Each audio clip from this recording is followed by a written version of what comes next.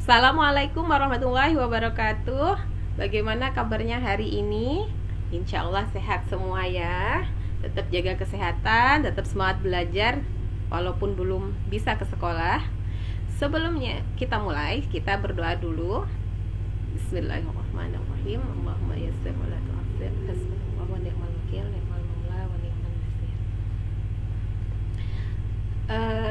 2 minggu yang lalu dan minggu lalu kita sudah belajar tentang perkembangbiakan tumbuhan, baik dengan cara generatif maupun vegetatif. Nah, hari ini di pertemuan ketiga kita akan belajar tentang perkembangbiakan hewan. Ngomong-ngomong tentang perkembangbiakan hewan, sudah ada tebak-tebakan nih. 3 pertanyaan aja. Bisa dijawab dengan cepat. Yang pertama, aku seperti gajah, tapi tak seberat gajah. Apa ya? Yang kedua, mamalia yang suka berhenti. Yang ketiga, ayam yang paling besar. Sudah ketemu jawabannya? Ya, nanti dipikirkan lagi. Kita lanjutkan ke pembelajaran. Nah, teman-teman, kita bisa lihat di layar ya, ini banyak sekali hewan-hewan, domba. Kok bisa banyak seperti ini? Berarti berkembang biak ya. Berkembang biak berarti jumlahnya bertambah. Seperti ini juga nih. Ada penguin, kelompok penguin. Bisa banyak karena berkembang biak. Nah, perkembangbiakan hewan itu ada beberapa macam ya, seperti juga tumbuhan. Nah, pada hewan juga ada namanya perkembangbiakan generatif dan vegetatif. Untuk perkembangbiakan generatif itu ada 3 macam. Ada melahirkan atau vivipar, kemudian bertelur atau ovovivipar. Yang ketiga ada bertelur melahirkan atau ovovivipar. Tadi yang kedua bertelur atau ovipar ya. Nah, generatif itu berkembang biaknya dengan melibatkan 2 induk, yaitu induk jantan dan induk betina. Sedangkan vegetatif induknya hanya 1, tidak ada jantan, tidak ada betina. Nah, hewan yang bisa berkembang biak dengan vegetatif ada 3 jenis perkembangbiakannya yang kita bahas di SD. Nanti kalau kalian di SMP nanti ada lagi selain ini, tapi nanti saja sama ustadzah kalian di SMP. Nah, di vegetatif ini yang di SD ya, yang pertama ada tunas. Jadi hewan juga ada yang bertunas, bukan hanya tumbuhan. Kemudian perkembangbiakan hewan dengan cara fragmentasi atau terpotong-potong. Yang ketiga dengan cara membelah diri. Ayo kita simak yang berikutnya. Nah, ini dia perkembangbiakan dengan cara vivipar atau melahirkan. Ini termasuk perkembangbiakan generatif, jadi dia perlu hewan jantan dan betina. Pada perkembangbiakan vivipar atau melahirkan atau beranak, ini terjadi umumnya pada hewan mamalia. Nah, apa saja hewan mamalianya yang bisa kita lihat di layar ya? Ada paus. Kita kalau menyebut paus bukan ikan paus karena dia bukan ikan, dia mamalia. Jadi menyebutnya paus aja. Kemudian lumba-lumba itu juga mamalia. Dia melahirkan berkembang biaknya. Dugong juga. Ini dugong.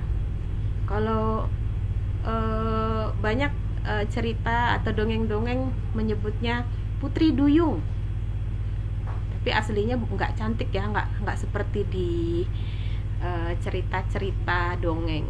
Jadi aslinya yang namanya putri duyung itu namanya dugong, cantik ya. Selanjutnya yang juga termasuk berkembang biak dengan cara vivipar, ini ada pesut Mahakam, ini mamalia air tawar yang ada di Sungai Mahakam. Kemudian landak, kelelawar juga ya teman-teman. Kelelawar itu juga mamalia, dia bukan termasuk burung. Mamalia berarti dia melahirkan. Kemudian ada gajah juga. Nah, ada juga mamalia yang tidak melahirkan, walaupun dia membelah dia tidak melahirkan, itu ada platypus dan echidna, itu bertelur ya. Kemudian yang berkembang biak dengan cara ovipar atau bertelur, ovipar bertelur ya, ingat aja ovipar bertelur. Ini banyak sekali hewan yang berkembang biak dengan cara ini ya, telurnya menetas di luar induknya. Kadang ada yang dirami, ada yang tidak. Contohnya bisa dilihat di layar, sangat banyak. Kemudian yang ketiga adalah ovovivipar. Ovovivipar berarti bertelur melahirkan. Nah, ini agak berbeda dengan bertelur. Pada hewan-hewan yang berkembang biak dengan cara ovovivipar ini, dia di dalam induk betina, induk betinanya dia di dalam perutnya itu ada telurnya, tetapi ketika dia sudah cukup matang, dia akan menetas di dalam perut induknya. Nanti saat keluar itu disertai cangkang telurnya, jadi berbeda dengan melahirkan. Kalau melahirkan itu tidak ada cangkang telur. Contohnya sebagian jenis hiu itu berkembang biak dengan cara bertelur melahirkan: ikan pari, kadal, ular boa, ular piton, ular sanca, kemudian bunglon, dan kuda laut. Kemudian, nah sekarang kita ke perkembangbiakan vegetatif. Yang pertama tadi ada tunas. Tunas itu munculnya atau adanya tumbuhan baru atau individu baru yang berasal dari bagian tubuh utamanya atau induknya ya. Jadi dia muncul dari samping seperti ini. Kemudian nanti ketika sudah cukup besar dia akan lepas dengan sendirinya. Nah, ini contohnya pada hewan hydra. Ini ya, ini hewan ya. Kalau misalnya kalian sedang berenang menemukan hewan seperti ini kelihatan seperti tumbuhan tapi sebenarnya dia hewan. Kemudian ini juga nih anemon laut yang terlihat seperti tumbuhan di dalam air. Sebenarnya ini hewan. Jadi kedua hewan ini berkembang biak dengan cara tunas. Kemudian masih vegetatif, ada fragmentasi. Fragmentasi ini perkembangbiakan yang berasal dari potongan tubuhnya sendiri. Contohnya cacing pipih planaria. Jadi kalau cacing ini kita potong melintang begini, misalnya kita potong nih ada 7 potongan. Nanti dari potongan-potongan ini akan terbentuk individu baru, cacing pipih planaria yang baru. Nah, kenapa bisa seperti ini? Karena hewan ini punya daya regenerasi yang tinggi, punya kemampuan tumbuh yang cepat. Selain cacing pipih planaria juga ada hewan yang lainnya. Kemudian memotongnya tidak harus begini. Kalau kita potongnya vertikal begini, kita potong 2 nanti jadi 2 ekor. Seperti itu. Biasanya ada yang nanya, Ustazah, terus kalau mematikannya gimana? Ada caranya. Gak mungkin dia hidup terus dipotong-potong gak mati, Ustazah. Gimana nih? Nanti ya.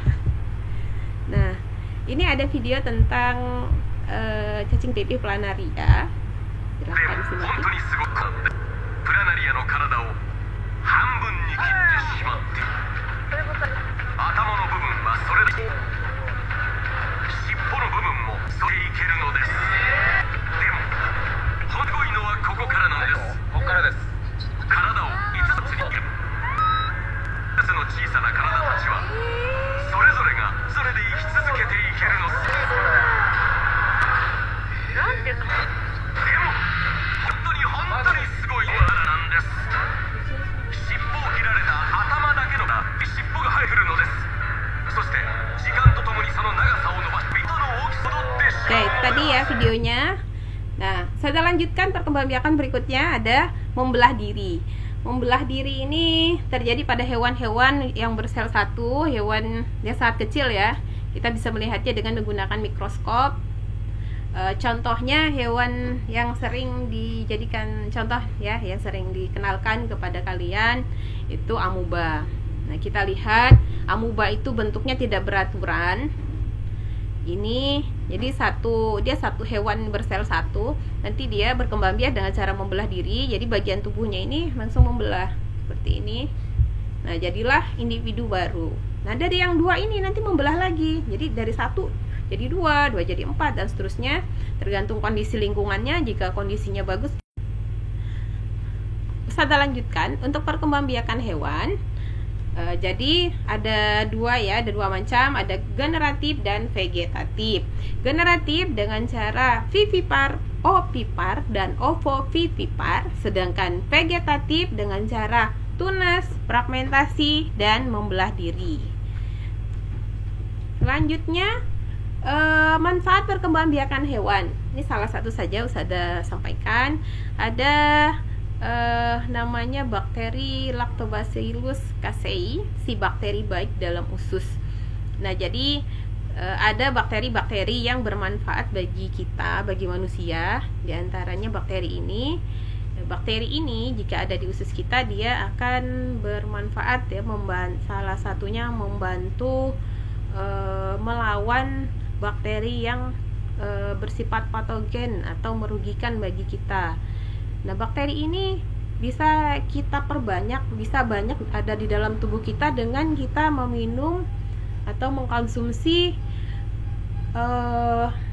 minuman yang mengandung prebiotik seperti Yakult, salah satunya Yakult. Nah, bakteri ini di dalam tubuh salah satunya selain melawan kuman juga bisa membantu proses pencernaan, bahkan untuk orang yang punya kesulitan sembelit, orang yang kesulitan dalam pencernaan, sembelit ya, susah ke belakang, itu juga bisa dibantu dengan bakteri ini dengan mengkonsumsi minuman yang mengandung bakteri ini. Kemudian di dalam Al-Quran, di Al-Quran surah Luqman ayat 10, itu juga menjelaskan tentang perkembangbiakan salah satunya hewan ya. Usah bacakan artinya. Dia menciptakan langit tanpa tiang yang kamu melihatnya, dan dia meletakkan gunung-gunung di permukaan bumi seperti bumi itu tidak menggoyangkan kamu, dan memperkembangbiakan padanya segala macam jenis binatang atau hewan. Dan kami turunkan air hujan dari langit, lalu kami tumbuhkan padanya segala macam tumbuh-tumbuhan yang baik. Dan di dalam Al-Quran sangat banyak penjelasan tentang perkembangbiakan hewan atau juga tumbuhan. Tinggal kita yang sering membaca dan memahami Al-Quran. Kemudian, Ustazah mau kasih jawaban nih untuk pertanyaan yang tadi. Atau sudah ada yang sudah dapat belum? Nah, jawaban untuk pertanyaan hewan yang pertama tadi aku sebenarnya tapi tidak seberat gajah. Apa?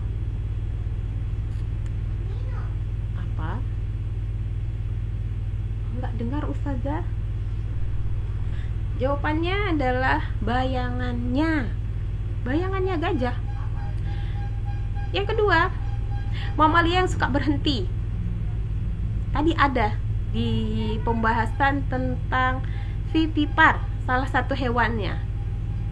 Mamalia yang suka berhenti namanya paus. Yang ketiga, ayam yang paling besar.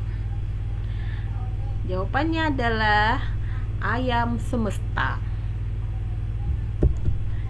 Ya, demikianlah pembelajaran kita hari ini. Kurang lebihnya Ustazah mohon maaf.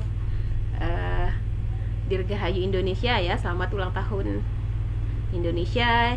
Jadilah putra-putri Indonesia yang gigih mengisi kemerdekaan dengan belajar yang giat. Merdeka. Assalamualaikum warahmatullahi wabarakatuh.